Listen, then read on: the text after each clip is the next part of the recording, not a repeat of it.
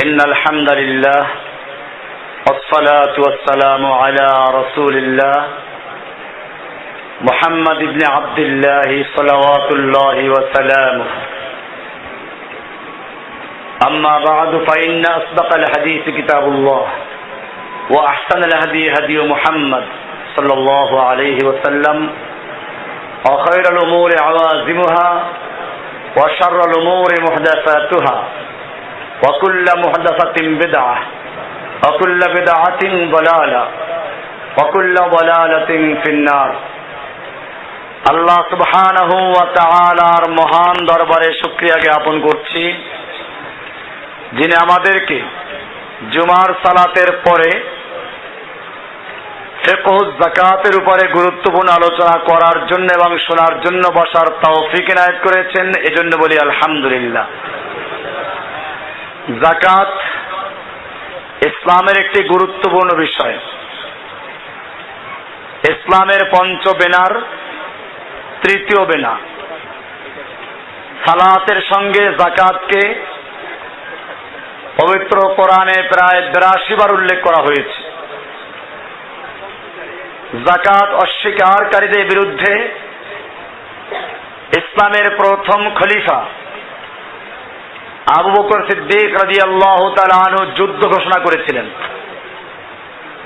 যাকাত কি?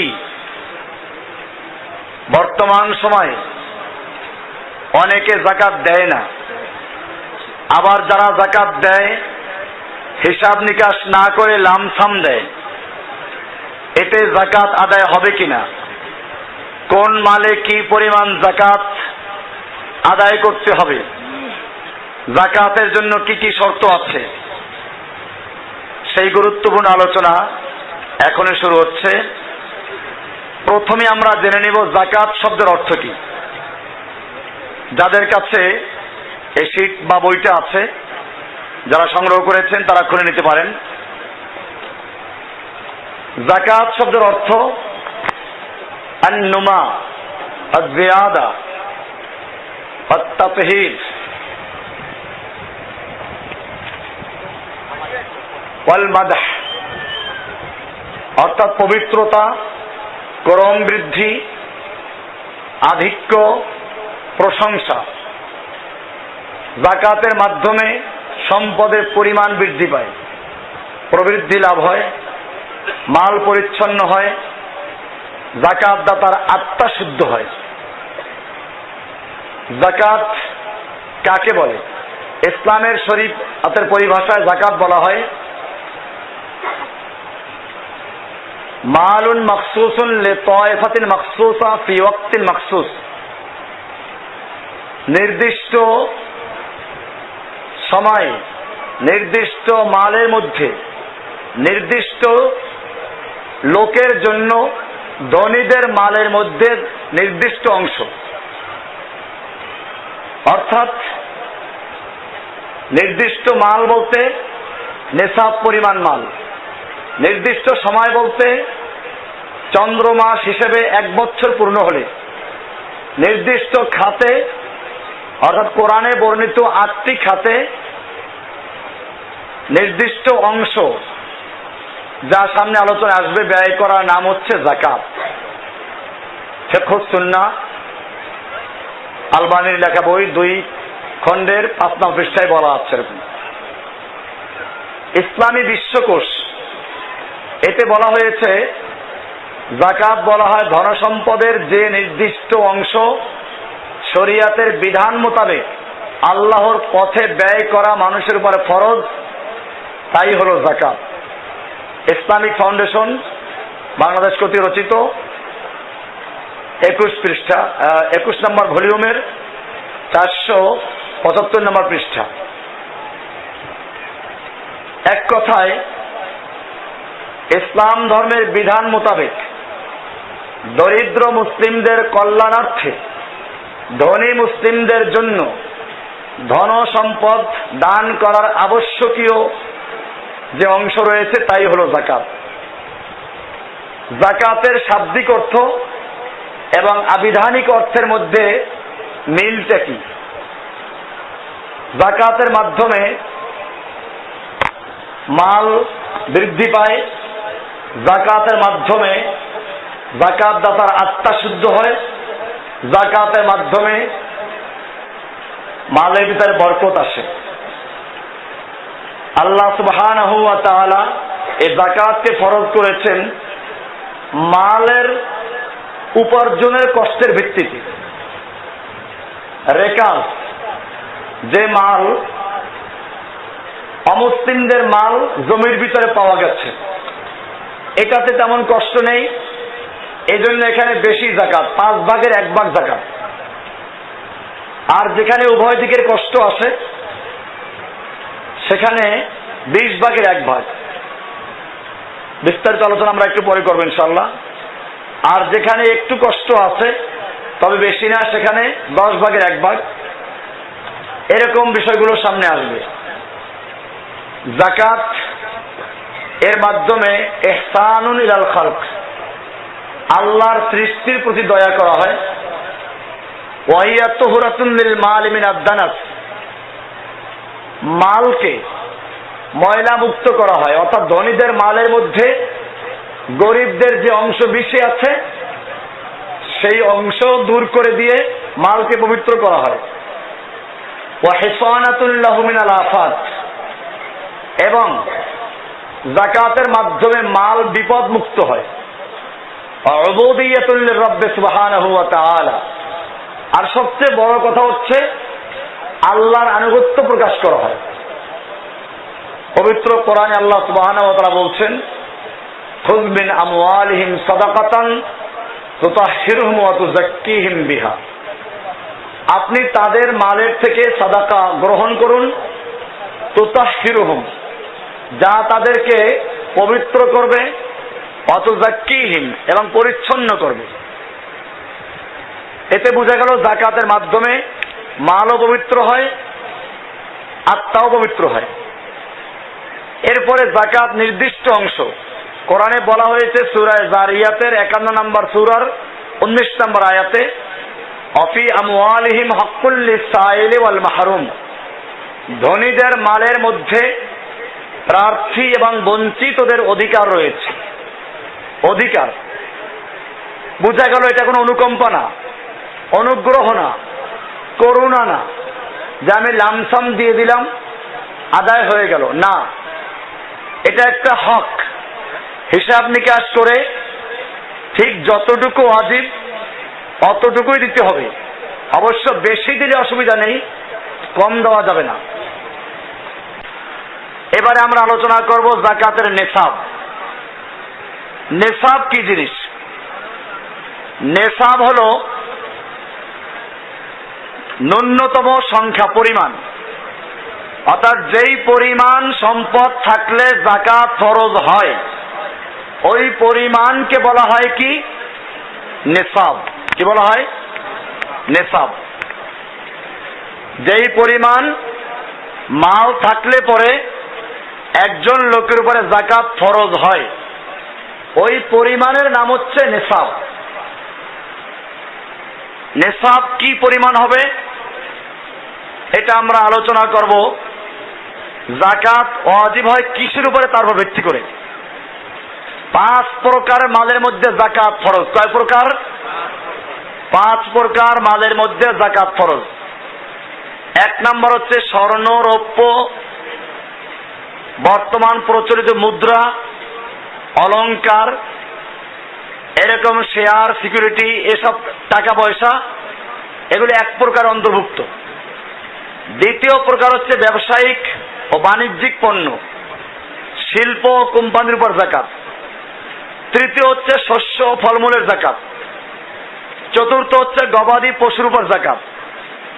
পঞ্চম হচ্ছে খামারে উৎপাদিত সম্পদের উপর যাকাত। এই 5 প্রকার মালের মধ্যে যাকাত ফরজ। আমরা এবারে আলোচনা করছি যাকাত ফরজ হওয়ার জন্য শর্ত কি। প্রথম শর্ত হচ্ছে মুসলিম হওয়া, অমুসলিমের উপরে যাকাত ফরজ না।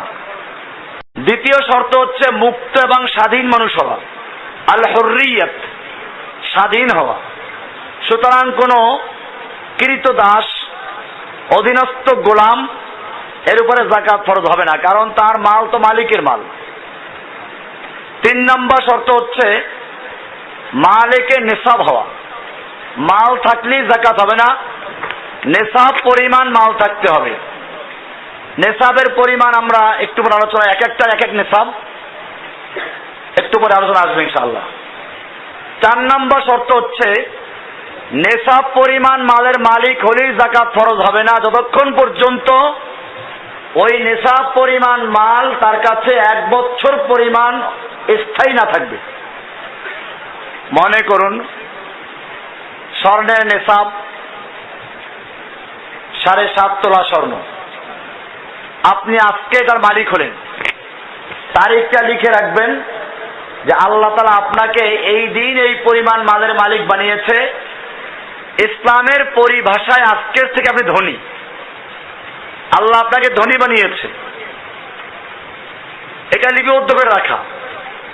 এরপরে চন্দ্র বৎসর হিসেবে, চন্দ্র বৎসর সূর্য না, সৌর বৎসর না, বরং কি হবে চন্দ্র বৎসর হিসেবে 1 বছর যেদিন পূর্ণ হয়ে গেল ওই দিন আপনার যাকাত আদায় করা ফরজ হয়ে গেল।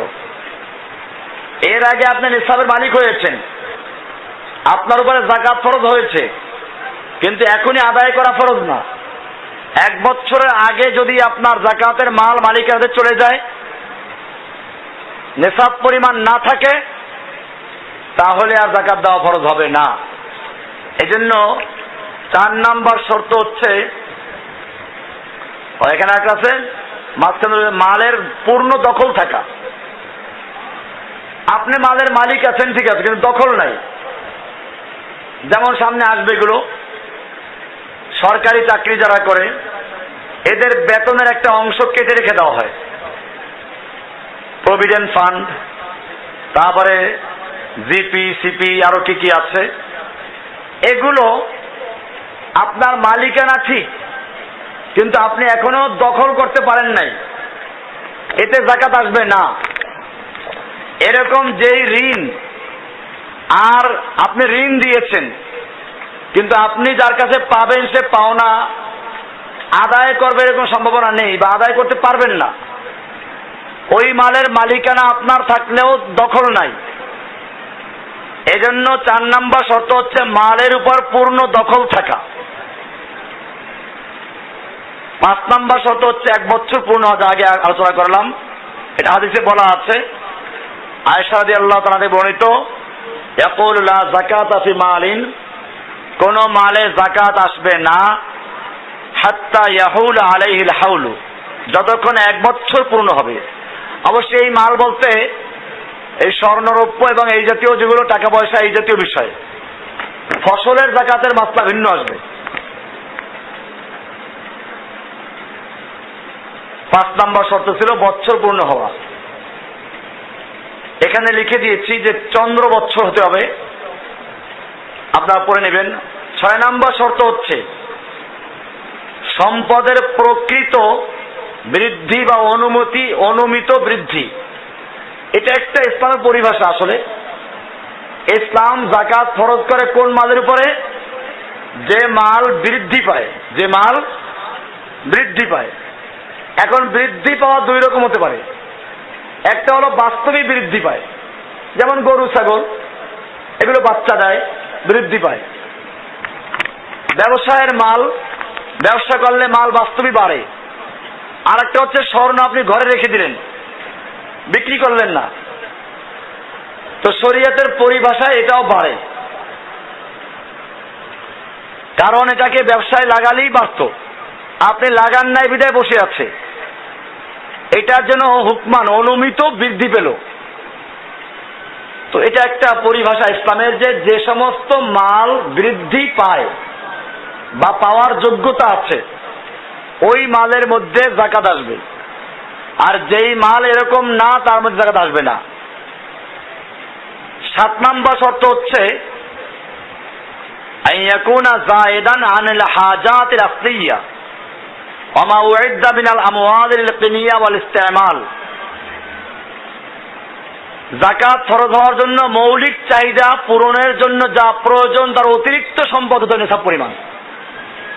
অতিরিক্ত মাল হবে নেশাব পরিমাণ।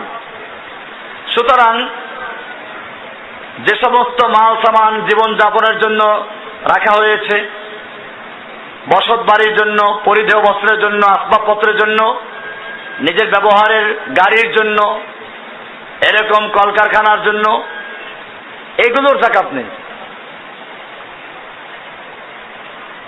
এরপরে একটা বিষয় আছে, নাবালিগ শিশু এবং পাগলের উপরে যাকাত আসবে কিনা।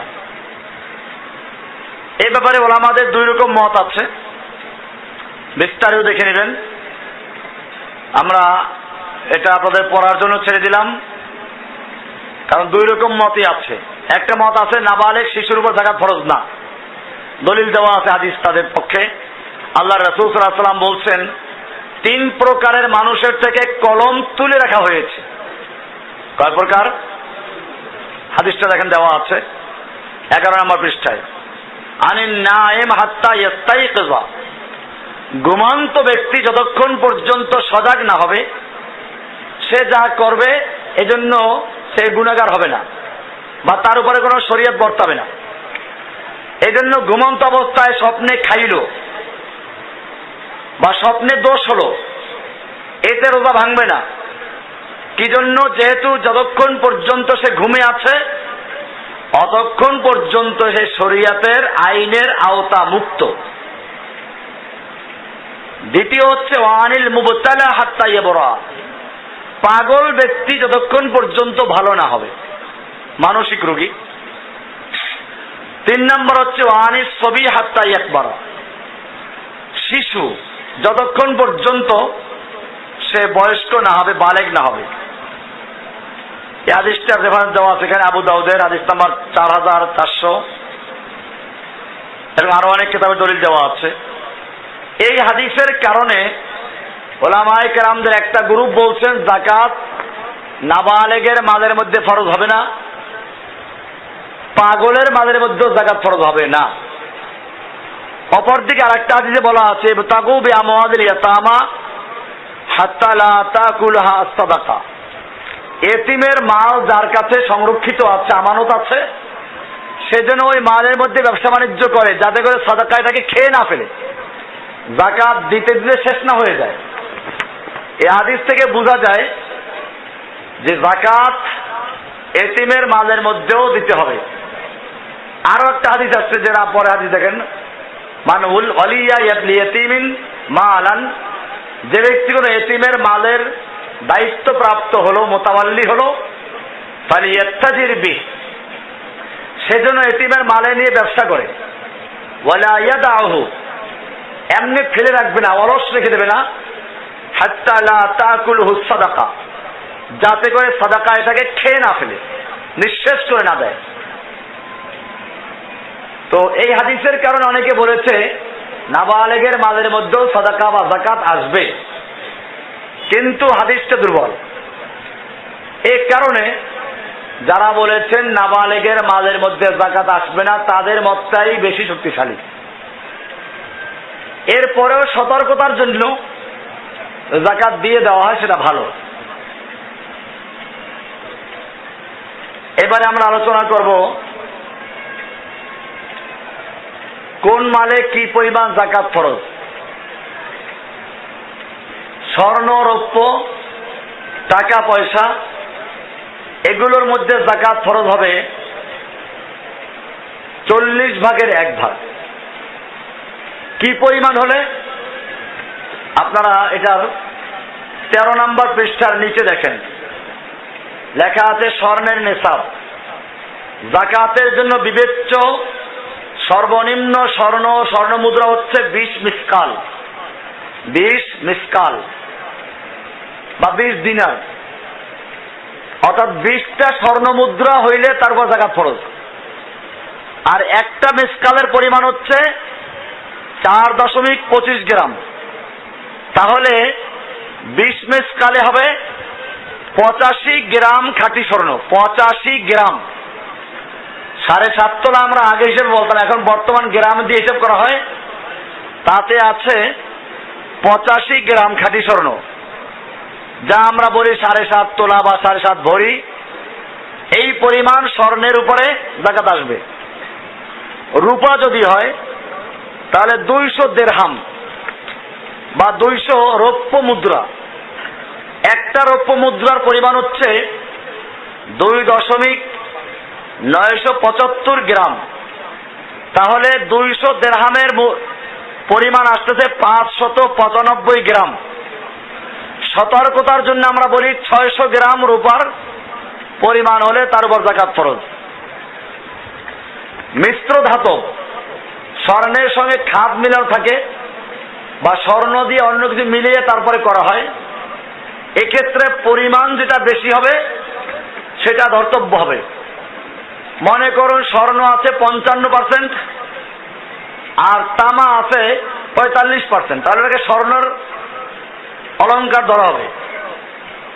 আর যদি তামা হয় 45 ভাগ আর স্বর্ণ হয়, তামা হয় 55 ভাগ, স্বর্ণ হয় 45 ভাগ, তাহলে তামা ধরতে হবে, জাকাত আসবে না এটাতে। অলংকারের ক্ষেত্রে এটা আমরা দেখব, অলংকার ব্যবহৃত যে অলংকার তাতে জাকাত আসবে কিনা, এটাও একটা বিতর্কিত মাসআলা। এখানে দুটো হাদিস দেওয়া আছে, দেখবেন আপনারা। সেখানে বলা আছে, উম্মে সালামা থেকে বর্ণিত, তিনি বলেন কুনতু আলবিসু আওদাখান মিন যাহাবিন। উম্মে সালামা বলতেন যে আমি স্বর্ণের কিছু আংটি নূপুর পরিধান করেছিলাম, স্বর্ণের নূপুর পরিধান করেছিলাম। আওদাখ। ফাকুলতু ইয়া রাসূলুল্লাহ কানজুন হুয়া। আমি আল্লাহর রাসূলের কাছে জিজ্ঞেস করলাম এটা কি কানজ? কোরআনে বলা আছে ইয়াকনিজুনা আয-যাহাব ওয়াল ফিদ্দা, যারা স্বর্ণরৌপ্য জমা করে যাকাত দেয় না, তাদের এই স্বর্ণরৌপ্য গরম করে কিয়ামতের মাঠে তাদেরকে তাপ দেওয়া হবে। তো এটা কি সেই অন্তর্ভুক্ত হবে? আল্লাহর রাসূল সাল্লাল্লাহু আলাইহি ওয়াসাল্লাম বলছেন, মা বালাগান তুআদ্দিয়া যাকাতুহু ফাযুক্কিয়া ফালাইসা বিকানজিন। যাকাত পরিমাণ যে মাল আছে এটার যদি যাকাত দেওয়া হয় তাহলে আর কানজ হবে না, অর্থাৎ সঞ্চিত স্বর্ণ যা গরম করে শাস্তি দেওয়া হবে তার মধ্যে পড়বে না। এই হাদিসটা আছে আবু দাউদের 1566 নম্বর হাদিস।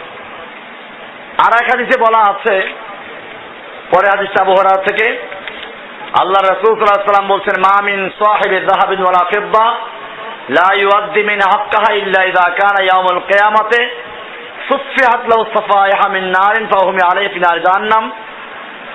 এই হাদিসে বলা আছে যে যে কেহ স্বর্ণ এবং রৌপ্যের মালিক অথচ তার হক আদায় করে না, কিয়ামতের মাঠে এগুলোকে উত্তপ্ত করা হবে জাহান্নামের আগুন দিয়ে।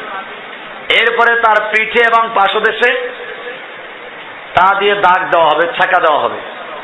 সহিহ মুসলিমের 2337 নম্বর হাদিস। কাজে এখানে বোঝা যায় যে ব্যবহারের স্বর্ণ আর ব্যবহার ছাড়া স্বর্ণ সবটার উপরে যাকাত ফরজ হবে।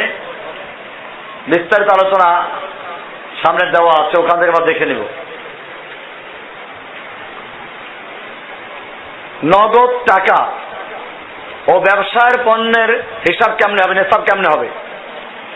এখানে আমাদের দেশে যে ফতোয়াটা দেওয়া হয় সেটা হচ্ছে স্বর্ণ এবং রৌপ্যের মধ্যে বাজারে যেটার দাম কম ওইটার নেসাবের সঙ্গে মিলাইবেন। যেমন বর্তমানে রূপার দাম অনেক কম, স্বর্ণের দাম অনেক বেশি। 52.5 ভরি রূপার যে দাম হবে সেটা হিসাব করলে একজন লোকের যাকাত আসে। ধরেন একজন লোক মাত্র 30,000 টাকা দামের মালিক, এখন রূপার নেশাব হিসাব করলে সে যাকাতের মালিক হবে। কিন্তু যদি স্বর্ণের মূল্য ধরি তাহলে যাকাত ফরজ হবে না, কারণ 7.5 ভরি স্বর্ণের দাম অনেক বেশি। এক্ষেত্রে হানাফি মাযহাবের ফতোয়া এবং এদেশে যেটা প্রচলিত এবং আরবদের মধ্যেও অনেক আলেমদের ফতোয়া হচ্ছে, এক্ষেত্রে বাজারে স্বর্ণ এবং রূপার মধ্যে যেটার দাম কম ওইটার দাম হিসাব করতে হবে। তাহলে যেহেতু রূপার দাম কম রূপার দাম হিসাব করলে যাকাত ফরজ হয়, স্বর্ণের দাম হিসাব করে যাকাত ফরজ হয় না। এক্ষেত্রে রূপার দাম হিসাব করে তার সঙ্গে নিসাব মিলাতে হবে। এটাই আছে শেখ সালেহ আল ফাওজান, সৌদি আরবের যে সর্বোচ্চ ওলামা পরিষদ, এটার একজন সদস্য। ওনার একটা কিতাব আছে আল মুলাখাসুল ফিকহি, ও কিতাবে উনি এই উল্লেখ করেছেন যে স্বর্ণ এবং রূপার মধ্যে যেটা কম দাম থাকবে এটার নিসাব হিসাব করা হবে। আর একদল আলেমের বক্তব্য হচ্ছে রূপার দাম পরিবর্তন হয়, খুব দ্রুত পরিবর্তন হয়,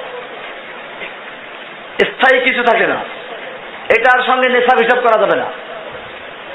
এরকম ভাবে উটের ক্ষেত্রে দেখা যায় 5টা উটের নিচে যাকাত ফরজ হয় না। এখন যদি রূপার দাম হিসাব করি তাহলে 52 ভরি রূপার দামে একটা উট কেনা যায়। 5টা উটের সঙ্গে মিলে স্বর্ণের নিসাব।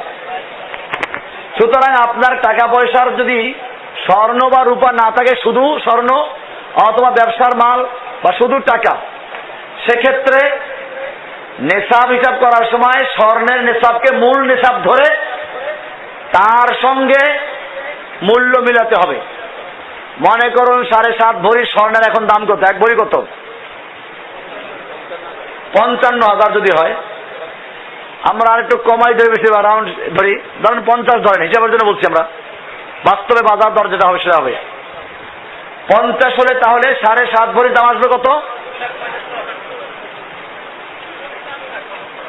প্রায় 4.5 লাখ। তাহলে এই 4 লাখ টাকা হলে আপনার উপর যাকাত ফরজ স্বর্ণের নিসাব ধরলে। আর রূপার নিসাব ধরলে 1 ভরির দাম কত? হ্যাঁ, রূপার দাম 1 ভরির দাম কত? 1,500 ধরেন, 1,500 করে। তাহলে 52 ভরি স্বর্ণের রূপার দাম কত আসবে? 1 লাখও না তো কোথায় 3.5 লাখ আর কোথায় 1 লাখ? তাহলে দেখা যায় রূপার নেশাব হিসাব করলে যে 70,000 টাকার মালিক তার উপর যাকাত ফরজ, আর স্বর্ণের নেশাব ধরলে 3.5 লাখ হলে তার উপর যাকাত ফরজ হয়। কোনটা করব? এক্ষেত্রে বললাম 2টা মত আছে, বিস্তারিত আমার দলিল এখানে দেওয়া আছে, এই বইটার মধ্যে দেওয়া আছে, যারা বইটা নিয়েছেন তারা দেখবেন এখান থেকে। বাকি আমার যেটা বক্তব্য তা হচ্ছে এক্ষেত্রে যেহেতু 2টা মত আছে, দলিলের দিক থেকে স্বর্ণের নেশাব হিসাব করাটাই বেশি শক্তিশালী, কিন্তু সতর্কতার দিক থেকে রূপার নেশাব হিসাব করাটা ভালো। তাতে যাকাত ফরজ হয়ে থাকলে আপনার যাকাত আদায় হয়ে গেল। আল্লাহর কাছে 2টা মতের কোন একটা সহি। স্বর্ণেরটা যদি হিসাব করি তাহলে যাকাত আসে না আমার উপরে, আমি 1 লাখ টাকার মালিক। আর রূপার নেশাব হিসাব করে যাকাত ফরজ হয়। আমি সতর্কতার জন্য কি করব? রূপারটা কি মূল ধরে, অর্থাৎ 2টার মধ্যে বাজার দর যেটা কম ওইটা ধরে যাকাত আদায় করে দিব। এটাই সতর্কতার জন্য সবচেয়ে ভালো। তো দলিলের দিক থেকে স্বর্ণের নেশাবটা শক্তিশালী বেশি, সতর্কতার জন্য রূপার নেশাব হিসাব করাটা বেশি সতর্কতার পক্ষে। এবারে মূল্যবান পাথর, স্বর্ণ আর রূপা গেল, পাথরের জায়গা আসবে কিনা? দামি পাথর আছে, প্রবাল পাথর, অনেক পাথরের দাম আছে স্বর্ণের চেয়েও বেশি। এটা যদি ব্যবহারের জন্য হয় তার যাকাত নাই, বা এমনি ঘরে ফেলে রাখলো যাকাত নাই। কিন্তু যদি ব্যবসার জন্য রাখে, বিক্রি করবো সময় মতো, তাহলে ব্যবসার মাল হিসেবে গণ্য হবে এবং তখন স্বর্ণ বা রৌপ্যের নেশাবের সঙ্গে তার মূল্য হিসাব করে নেশাব পরিমাণ হলে যাকাত দিতে হবে। এমনি ভাবে ভাড়ার আয়, অনেকগুলো বাড়ি আছে আপনার বা গাড়ি আছে, এই গাড়ি বাড়ি এগুলোর যাকাত, গাড়ি যদি আপনি বিক্রি করার জন্য রাখেন তাহলে ওই গাড়ির মূল্য হিসাব করে যাকাত দিতে হবে। আর যে গাড়ি বিক্রির জন্য না, রাস্তায় চালাবার জন্য, আয় করার জন্য, এক্ষেত্রে গাড়ির মূল্যের উপর যাকাত আসবে না। যাকাত আসবে গাড়ির আয়ের উপরে।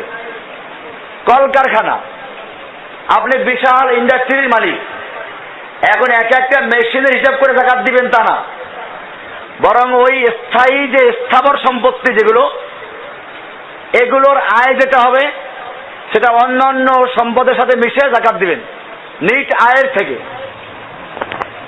10টা বাড়ি আছে আপনার, একটায় থাকেন, বাকি 9টা ভাড়া দেন। এখন ওই বাড়ির মূল্য হিসাব করে যাকাত ফরজ হবে না। যাকাত ফরজ হবে কিসের উপরে? আয়ের উপরে। আপনি 10টা গাড়ির মালিক, রাস্তায় গাড়ি চলে, গাড়ির মূল্য আছে এক একটার দাম 10 লাখ করে, 1 কোটি টাকা। এই 1 কোটি টাকার যাকাত না, যাকাত আসবে কিসে? আয়ের উপরে। এটা হচ্ছে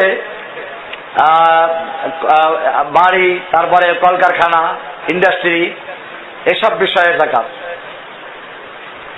চাকরিজীবীদের ভবিষ্যৎ তহবিল, যেটা আগে বলেছিলাম, প্রভিডেন্ট ফান্ড যেটা আছে, এটার যাকাত দিতে হবে না, দিবেন আপনি হাতে পেলে তারপরে, বাধ্যতামূলক যারা কেটে রাখা হবে, এটার যাকাত হাতে পাওয়ার পরে দিতে হবে, এর আগে না। বীমা বা শেয়ার ব্যবসায় যাদের টাকা লাগানো আছে, আমি কিন্তু বীমা জায়েজ কিনা সেই মাসলা দিচ্ছি না, এটা বলতেছি যাকাতের মাসালা। শেয়ার ব্যবসা জায়েজ কিনা সেই মাসলা বলতেছি আজকে, ওটা ভিন্ন বিষয়।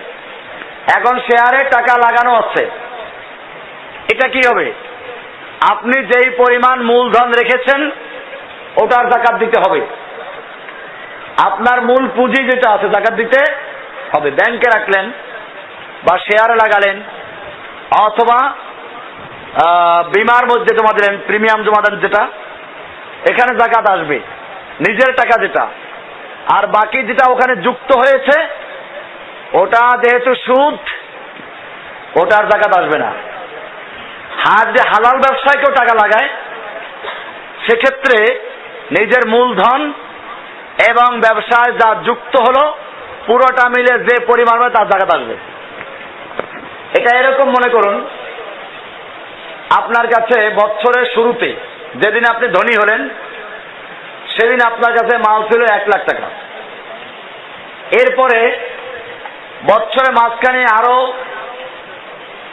50,000 যুক্ত হলো, বছরের শেষে গিয়ে আরো 50,000, এখন 2 লাখ টাকা আছে বছর শেষে। আপনি এখন যাকাত দেবেন কত টাকার? 2 লাখ টাকার। অর্থাৎ বছরের শুরুতে নেশাব পরিমাণ মালিক হওয়ার পরে মাঝখানে যা যা তার সাথে যুক্ত হতে থাকবে, বছরান্তে শেষে গিয়ে যা থাকবে পুরোটা যাকাত আসবে। এমন না যে আপনার ওই 1 লাখ টাকার যাকাত এখন দিবেন, মাঝখানে যে 50,000 যুক্ত হলো ওটা যাকাত 1 বছর পরে আবার দিবেন, তা না। নেশাবের মালিক হওয়ার জন্য 1 বছর পূর্ণ হতে হবে, বাকি মাঝখানে যেগুলো নেশাবের মালিক হওয়ার পরে যা যুক্ত হবে ওটা মূল নেশাবের সঙ্গে যুক্ত হয়ে যাকাত দিতে হবে। আপনি এখন গরুর মালিক, যেই পরিমাণ গরু হলে যাকাত ফরজ হয়, 30টা গরু, আপনার যাকাত ফরজ হলো, আজকে ফরজ হলো। বছরের মাঝখানে এই 10টা গরুতে 10টা বাচ্চা হলো, এখন গরু হলো 40টা। তো তাহলে কি করবেন? ওই 40টা গরুর যাকাত দিবেন। অনেকে আছে ভুল বুঝে নেশাব পরিমাণ হলো ওই পরিমাণ বাদ দিয়ে অতিরিক্ত যা হবে তার যাকাত দিবে। মনে করুন 1 লাখ টাকা তার যাকাত আছে, বা নেশাবের মালিক হলে ধরেন 70,000 টাকায়, এখন বাকি সে হিসাব করে 70,000 বাদ দিয়ে অতিরিক্ত যেটা তার যাকাত দিব না, এটা না। নেশাবের মালিক হওয়ার পরে আপনার মূল যে সম্পত্তি তার উপর যাকাত ফরজ হবে। তো এটা হলো আরেকটা বিষয়। এরপরে অবৈধভাবে পাওয়া বা হারাম উপার্জনে যাকাত নাই। মনে করুন অবৈধ উপার্জন কয়েক রকম হয়। একটা হচ্ছে মানুষের জন্য ক্ষতিকর, যেমন মৃত্যু জন্তুর গোশত, বা পচা গোস্ত বিক্রি করে পয়সা উপার্জন করলো। হোটেলওয়ালা অনেক সময় করে কুকুর জবাই করে মানুষকে খাওয়ায়, এরকম মরা গরু খাওয়ায়। তো এরকম যদি কেউ খাওয়ায় মরা মুরগি, বাজারে মুরগি ব্যবসায়ী যারা, সে 500 মুরগি নিয়ে বাজারে উঠলো, 100 মুরগি মরে গেছে। সহজ উপায়, হোটেলকে দিয়ে দাও। হোটেলে দিয়ে দিল, হোটেলওয়ালা সুন্দর করে তেলে ভাজি করে তারপরে ভুনা করে খাওয়াই দিল। এই চিকেন গ্রিল যারা খান, এটা কি মরা মুরগি খান নাকি তা বলা উপায় নাই। তো এই জন্য সতর্কতা অবলম্বন করা জরুরি। তাছাড়া বাইরে আসলে গোস্ত খেতে সাবধানতা অবলম্বন করা জরুরি আরো কারণে। এরা যারা জবাই করে বিসমিল্লাহ পরে কিনা তাও তো নিশ্চয়তা নাই। আজকেই আপনারা যে ইনশাআল্লাহ ইফতার করলে তাদেরকে গরু খাওয়ানো হবে, এটা আমি নিজে জবাই করেছি। 2টা গরু গত রাত্রে জবাই করে দিয়েছি নিজে, আলহামদুলিল্লাহ, যাতে করে এখানে কোনো সন্দেহ না থাকে। তো যাই হোক, মাঝখানে একটা কথা বলে দিলাম। বিষয়টা হচ্ছে, তো এগুলো হচ্ছে যা মানুষের জন্য ক্ষতিকর, শূকরের মাংস, মাদক দ্রব্য, এগুলোতে যাকাত ফরজ হবে না। চুরি করা সম্পদ, ছিনতাই করা সম্পদ, ডাকাতি করা সম্পদ, ঘুষের সম্পদ, এতে যাকাত নাই। এরপর হলো যে দ্বিতীয় পর্যায়, যে অবৈধ সম্পত্তি উপার্জন। কারো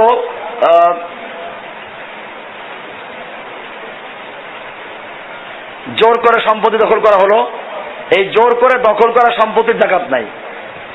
এরকম ভাবে নিষিদ্ধ বা অবৈধ কাজ সম্পাদনের বিনিময়ে প্রাপ্ত অর্থ, খারাপ কোনো কাজ করে দিল, এই কারণে তাকে টাকা দেওয়া হলো, পতিতাবৃত্তির কারণে টাকা দিল, এই টাকার যাকাত নাই।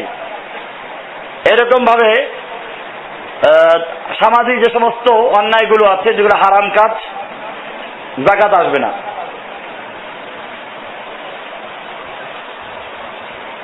এবারে আমরা আলোচনা করব ঋণ। অনেকের টাকা ঋণ দেয়, এটা সবাই জানে যে ঋণ বাদ দিয়ে তারপর যাকাত ফরজ। কিন্তু ঋণ 3 প্রকারের আছে।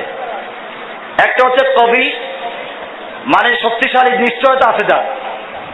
আরেকটা হলো মুতাওয়াদ্দিফ, নিশ্চয়তা বিহীন, দুর্বল, পাইতেও পারি নাও পাইতে পারি, একেবারে পাবো না এমনটা বলা যায় না, আবার পাবো যে কোনো নিশ্চয়তাও নাই, এটা একবারে দাইফ। আর এক প্রকার হচ্ছে মুতাওয়াসসিত। মুতাওয়াসসিত মানে মাঝামাঝি, আর দাইফ মানে হলো অনিশ্চয়তা, পাওয়ার নিশ্চয়তা নাই।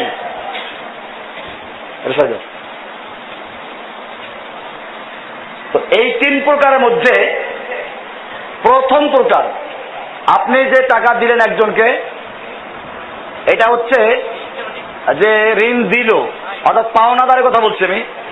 পাওনাদার, আপনি কার কাছে টাকা পাবেন, এই টাকার যাকাত দিতে হবে কিনা সে আলোচনা হচ্ছে। তো সেটা বললাম যে যারা পাওয়ার সম্ভাবনা বেশি তারা যাকাত দিবে। যেখানে পাওয়া না পাওয়া নিশ্চয়তা নাই, সেক্ষেত্রে দেখবো কোনটার দিকে একটু প্রবল বেশি আছে, সেক্ষেত্রে যেটা প্রবল সেটার দিকে ফতোয়া দেওয়া হবে। আর যে ক্ষেত্রে না পাওয়ার সম্ভাবনা বেশি, নিশ্চয়তাবিহীন, ওটা যাকাত দেওয়া লাগবে না। হাতে পেলে পরে যেই বছর পাইলেন ওই বছরে যাকাত দিতে হবে। অবশ্য এখানে অনেকের মত আছে এরকম, যেইটা বছর মাঝখানে চলে গেছে তারও যাকাত দেওয়া লাগবে।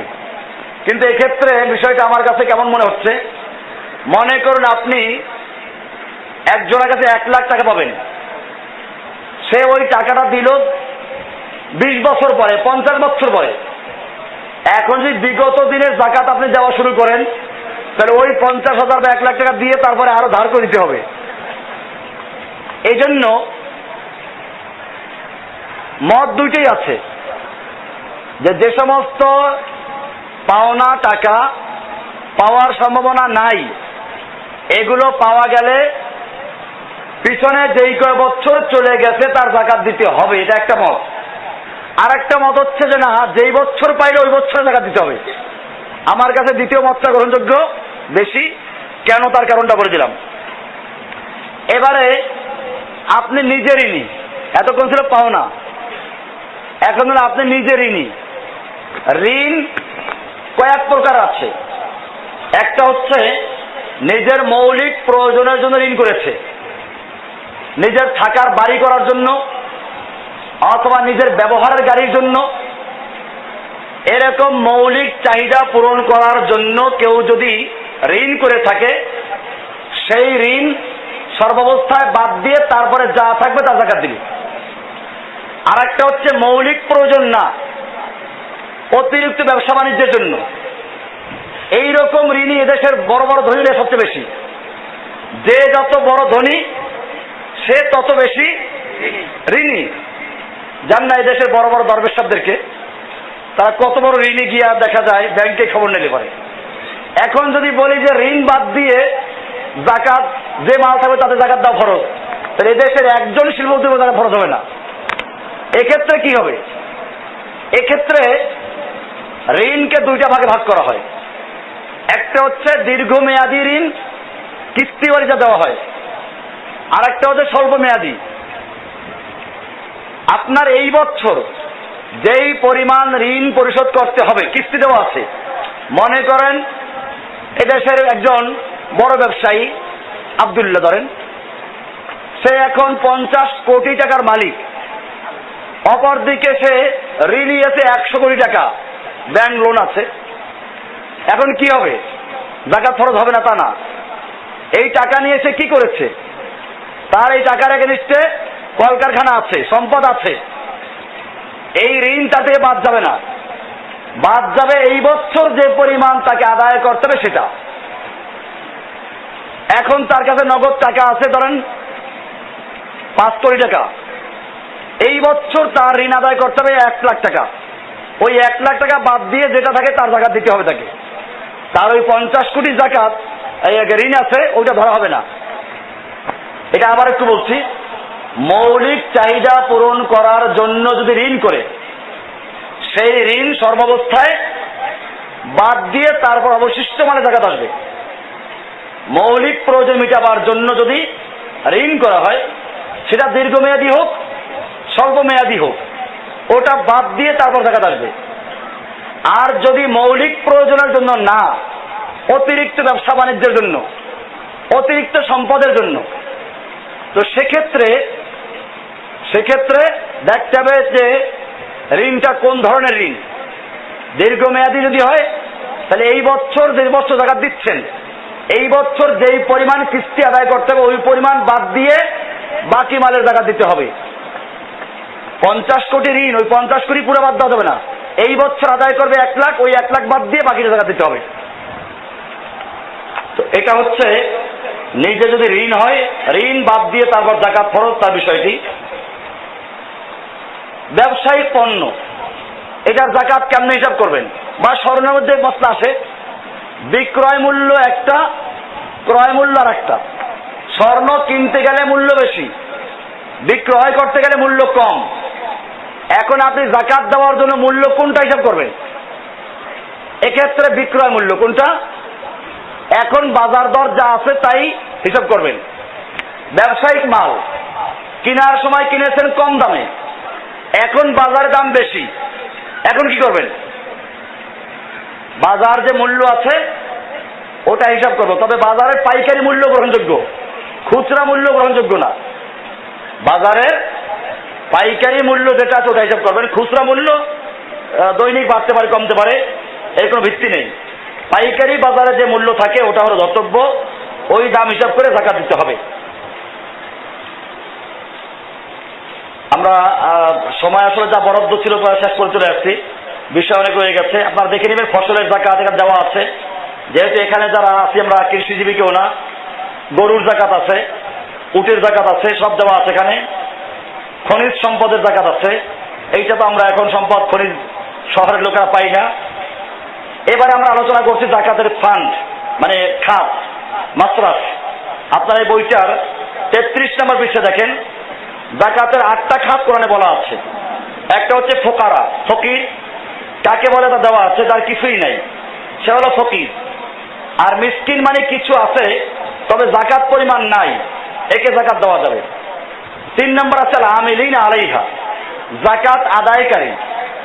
এটা যদি ইসলামী খেলাফত কায়েম হয়, তো যাকাত আদায় আর ব্যক্তিগত পর্যায়ে থাকবে না, যাকাত হবে রাষ্ট্রীয় পর্যায়ে।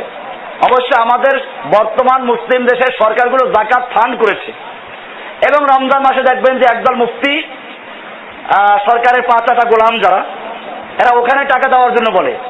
এরা জানে না যে কোরআনে মুসলিম রাষ্ট্রকে 4টা দায়িত্ব দেওয়া হয়েছে। 1 নম্বর আকামুস সালাত, কোরআনে বলা আছে আল্লাযীনা ইম্মাক্কান্নাহুম ফিল আরদ আকামুস সালাত, যে যদি তারা ক্ষমতায় আসে তাহলে 4টা কাজ করবে। 1 নম্বর আকামুস সালাত, সালাত কায়েম করবে, রাষ্ট্রীয়ভাবে সালাত কায়েম করবে। 2 নম্বর আতাউজ যাকাত, যাকাত আদায় করবে। 3 নম্বর আমারু বিল মারুফ, 4 নম্বর নাহি আনিল মুনকার। এখন 3টার খবর নাই, মাঝখান দিয়ে যাকাতের বোর্ড গঠন করলো না, এটা হবে না। এখানে রহস্য আছে। আকামুস সালাত আগে, তারপরে আতাউজ যাকাত। কেন? সালাত কায়েম করলে পরে তার মধ্যে আল্লাহ ভয় আসবে, সে আর যাকাতের টাকা তসরুফ করবে না।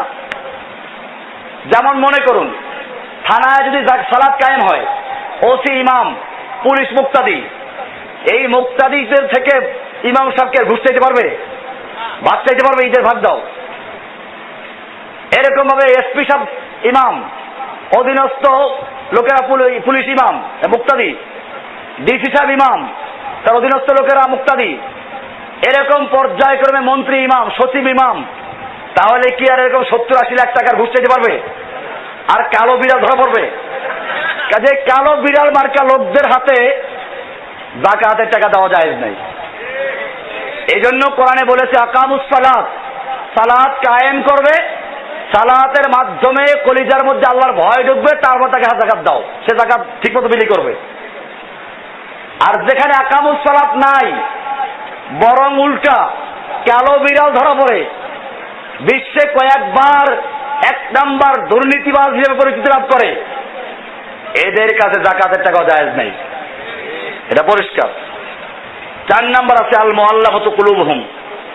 মুআল্লাফাতুল কুলুব মানে নৌ মুসলিম, টাকা পয়সা দিলে পরে সে ইসলামে টিকে থাকবে, নইলে চলে যাবে।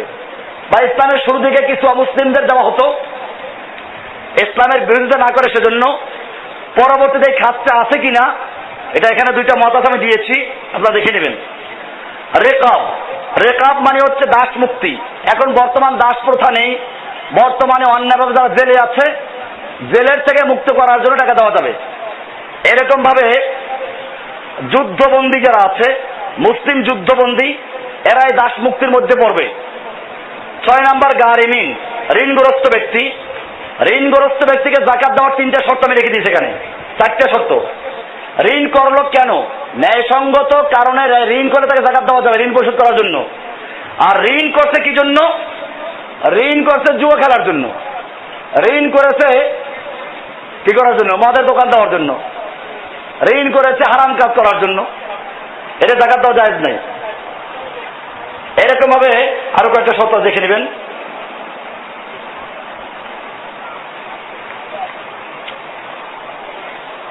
7 নাম্বার ফি সাবিলিল্লাহ, আল্লাহর রাস্তায়। আল্লাহর রাস্তায় বলতে কয়েক রকমের লোক আছে। এমনি সরাসরি আল্লাহর রাস্তায় বলতে যারা আল্লাহর রাস্তায় মুজাহিদ জিহাদ করে তাদের যাকাত দেওয়া যাবে, এটা হলো সরাসরি কথা। হাদিসে এই ব্যাখ্যাই দেওয়া আছে, কারণ 8টা খাত আছে এখানে। 7 নাম্বার আছে ফি সাবিলিল্লাহ, আল্লাহর রাস্তায় বলতে যারা আল্লাহর রাস্তায় যুদ্ধ করে তাদেরকে বোঝানো হয়েছে। যুদ্ধ করতে অস্ত্র লাগে, যুদ্ধ করতে নিজেদের পোশাক লাগে, যুদ্ধ করতে গেলে খাওয়া দাওয়া লাগে, যুদ্ধ করতে গেলে পরিবারের ব্যবস্থা করা লাগে, বন্দী হলে তাদের দেখাশোনা করা লাগে, আহত হলে চিকিৎসা করা লাগে। টাকা দরকার আছে না?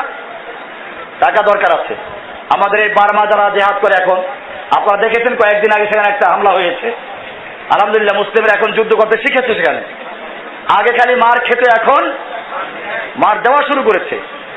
বার্মা আলহামদুলিল্লাহ, বার্মার প্রত্যেকটা মানুষের কাছে আমার লেকচার আছে, তারা আমার লেকচার শুনে, এখন শুনে শুনে তারা জেহাদ শিখেছে। আলহামদুলিল্লাহ তারা এখন জেহাদের ময়দানে ভূমিকা রাখছে। কয়েকদিন আগে হামলা করে তারা অনেকগুলো ক্ষতি করেছে কুফফারদের। তো এখন তারা আমাদের সাথে যোগাযোগ করে মাঝে মধ্যে, তো টাকা পয়সা চায়, অস্ত্র দরকার। একটা AK-47 দাম হচ্ছে কত? 3 লাখ টাকা। একটা মেশিন গানের দাম 15 লাখ টাকা। এরকম তারা টাকা হিসাব দিয়েছে আমাকে। তো এগুলো আমাদের দরকার। আমি এটা ওপেন বলি। আপনাদের আরো কিছু জানতে চান, এখানে আরো লোক আছে। আমি ভয় তো আল্লাহ কি করি, খেলা রশি দেখি। আর বার্মায় যারা যুদ্ধ করে, বার্মায় যুদ্ধের বড় কমান্ডার আজকে হাজির আছে, যারা কয়েকজনের কুফফারদেরকে মেরেছে এবং গনিমতের মাল একটা আমাকে দিয়েছে, ছুরি। এই গনিমতের ছুরি দিয়েই কালকে গরু জবাই করেছি। এটা গোপন কিছু নাই, পরিষ্কার বিষয়। দামি ছুরি, মাশাআল্লাহ। গরু জবাই করে আরো কিছু জবাই করা যাবে। তো যাই হোক, এগুলো দরকার আছে। আল্লাহ যে 8টা খাত বলেছে, আমাদের 7 নাম্বার খাতে তাই উল্লেখ করে দিয়েছেন। এটা মানুষ ভুলে গেছে, তাজা করতে হবে। বিস্তারিত লেখা আছে।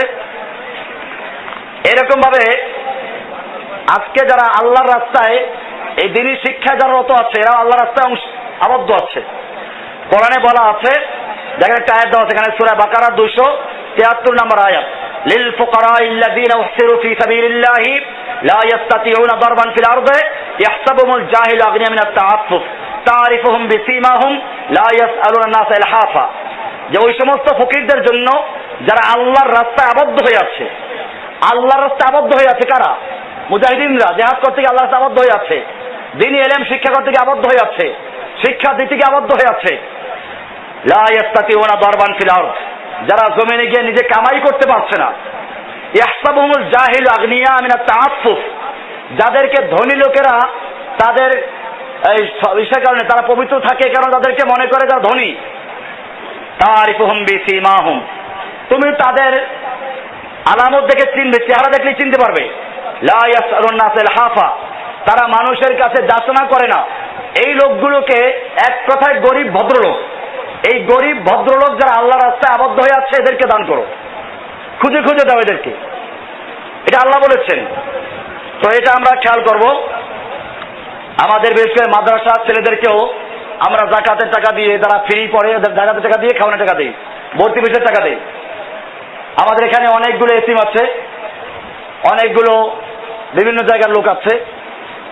তো এদেরকে দেখাশোনা করা, লালন পালন করা, এটা আমাদের দায়িত্ব।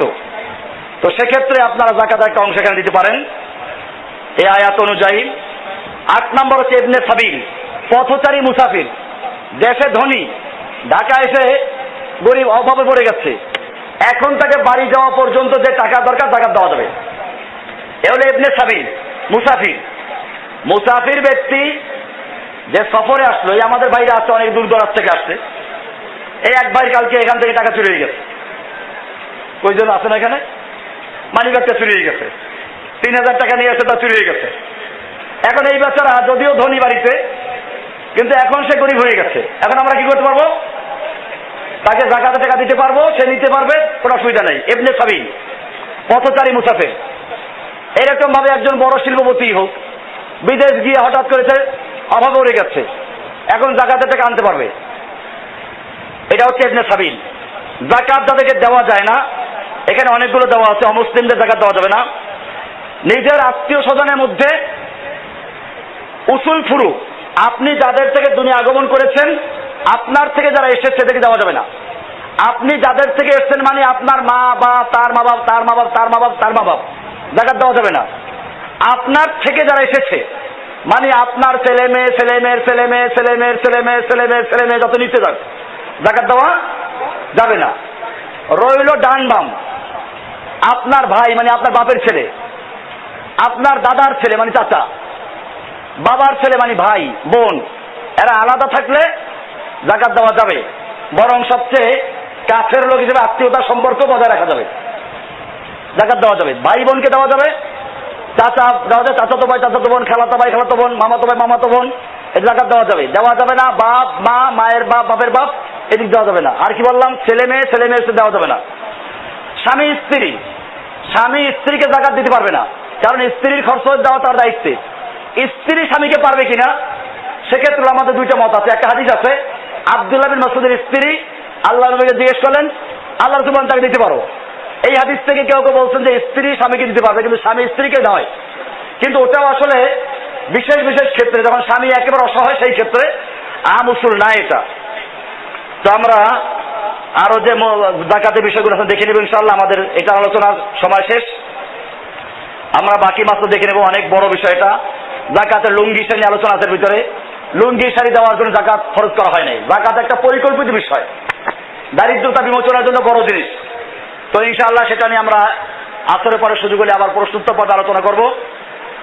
আমি এখানে শেষ করছি, যেহেতু পরে আলোচক আছেন, আরো আলোচক গুরুত্ব না আসতেছেন। এখন আলোচনা করছেন আমাদের এক বড় ভাই, বিশিষ্ট শিল্পপতি আমাদের হাফিজ আহমদ ভাই। তার আর একটা পরিচয় হলো হাতিমবাগে যারা গেছেন, আমি যার বাসায় ছিলাম এই বাড়ির মালিক। এখন তিনি বক্তব্য রাখছেন। মূলত আমরা বিভিন্ন রকমের লোক দিচ্ছি, এই জন্য এক এক অ্যাঙ্গেল থেকে এক একজন বলুক। এরপরে আলোচনা করবেন ডক্টর মঞ্জুর ইলাহি, উনি 3:30 আসবেন। তা আমরা এসব তার আলোচনা শুনবো। আল্লাহ সুবহানাহু ওয়া তাআলা আমাদের আলোচনা শোনার এবং আমল করার তৌফিক দান করুন।